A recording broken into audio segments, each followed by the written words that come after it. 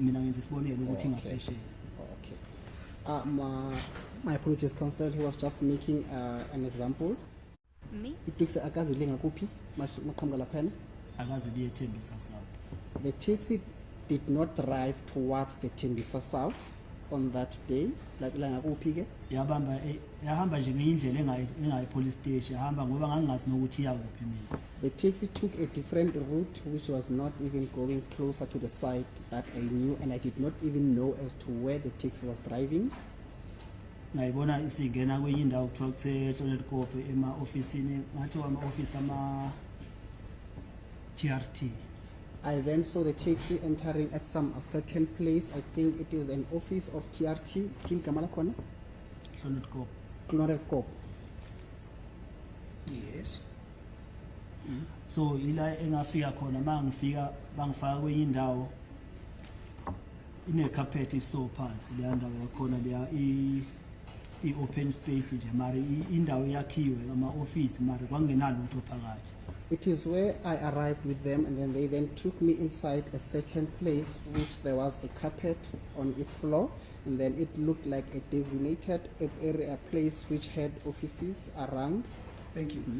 Before you proceed, now when the gentleman who grabbed you and put you down, handcuffed you and took you back into the Kombi, did you find other people in the Kombi, or it was only himself, the driver, and the lady who had alighted from the Kombi? But ngesikhathi lesike iphoyisa elithize mhlawumbe umuntu wesilisa wakulahlela uphunsela phansi kodwa Nkosi eswaqhatha phansi kufaka ngaphakathi kwale khumbi lena ke ngabe ngesikhathi ekufaka ngaphakathi kwela khumbi ngabe kade bekhona yini abanye abantu abathizeni ngaphandle kwalo wesilisa nomshayeli futhi nalo wesimama?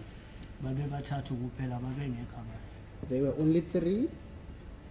There were no others. Thank you. You may proceed. Now arriving at Hlonelkope offices, that you say were TRT offices. Ngaqhuba kusho ngesikhathi ngifika lapha eHlonelkope ama-office wama-TRT. Masifika lapha bathi angihlale phansi. They then Phansi. told me to sit on the floor. So base bethi bafuna ukuthi ngiphendule yonke imibuzo abazongibuza yona. They then said I should answer to all the questions in which they will be asking from me. Yes. Base bengibuza ukuthi ngazini ngokufaka senzo. They then asked me as to what is it that I know about the death of Senzo. Bathi Senzo Meyiwa ngathi mina ngazi lutho. They said Senzo Meyiwa. I then replied by saying I don't know anything.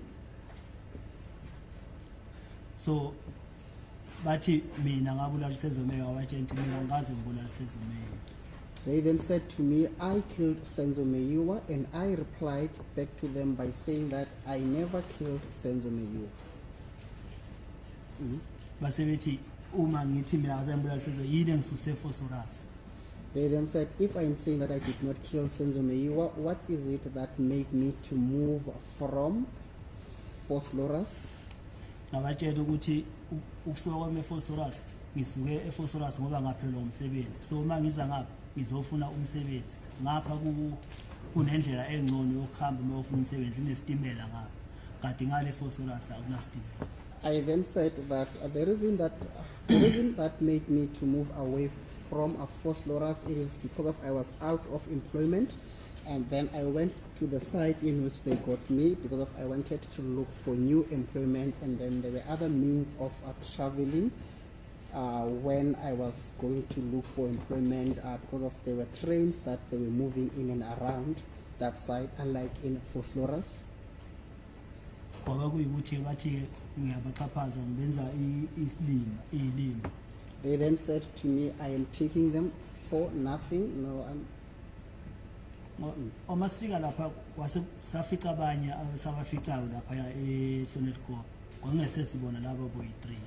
When we arrived there, during our arrival, we found others whom they were already there. It was not just the 3 of the police officers whom I traveled with to that place. Yes. Ngoba mase bengibuza imibuzo leyo intombazana ubaloyi wayengasekho lapha. Because when they were asking me questions, the female who goes by Baloi, she was no longer there. Umuntu wayekhona kwawumdawu. The person who was present, it was Mdau.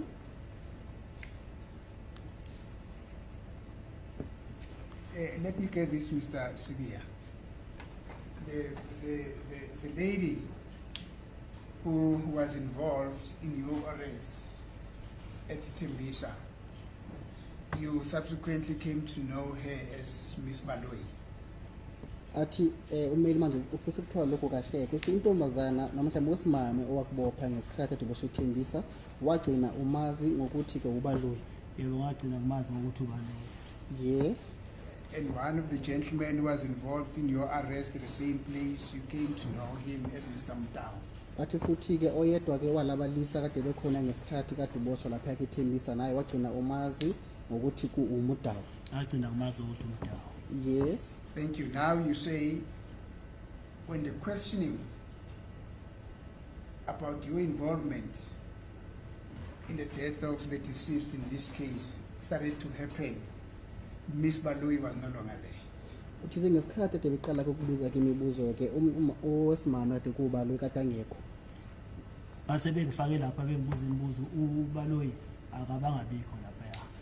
When they started questioning me, the Baloi, she was not present. Thank you. But you also telling this court that upon your arrival at the Clorcop offices, you found other people there. Wathi ngesikhathi kufika kumahhovisi ale Clorcop wama TRT wathola abanye bezesiphoyisa bekhona ngale. Yeah. Yes. Nabo babegqoke private futhi.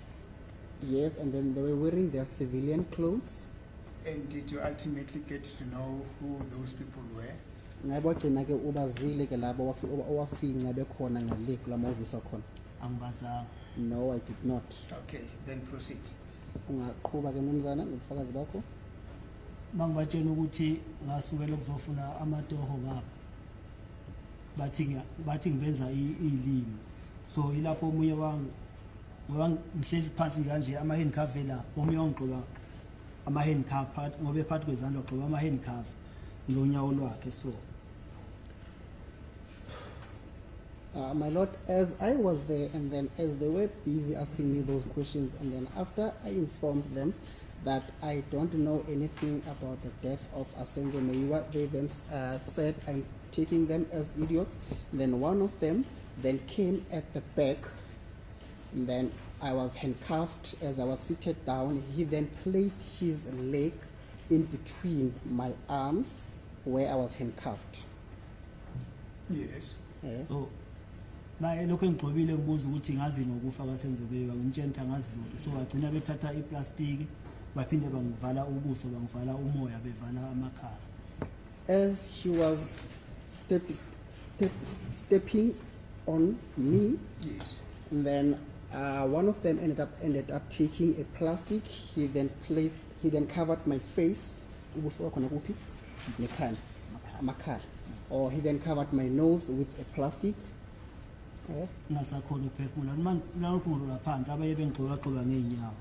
And then I was unable to breathe, and then as they were covering my nose, and then others, they were still busy stepping on me. So ekugcineni bangiyeka bathi kunabantu abanye abafuna ukuzokhuluma nami. Then at the end, they then said to me, there are other people who would like to come and talk to me. Thank you. You're saying as this other one was stepping on the cuffs on the back, there's this other one that had put a plastic on the nostrils, and there's these others who were trampling on you with their foot. Where on your body were they trampling on you with their foot? Foot or feet? Is it 1 foot or many feet, or 1 feet, many foot? Manje kumele kunombuzo athanda ukuthi awubuze. Ngabe kade beqoba ngonyawo olulodwa namhla ngeenyawo zombili. Lokho aqoba lapho wena ngesikhathi kade ugaxuza Nkosi ngemuva. Ebegqoka unyaka olulodwa. Only 1 feet. Welcome to the fire where the stakes ignite, where the questions burn hotter than the night. No escape once you're locked in the heat. This is your trial on the hot seat.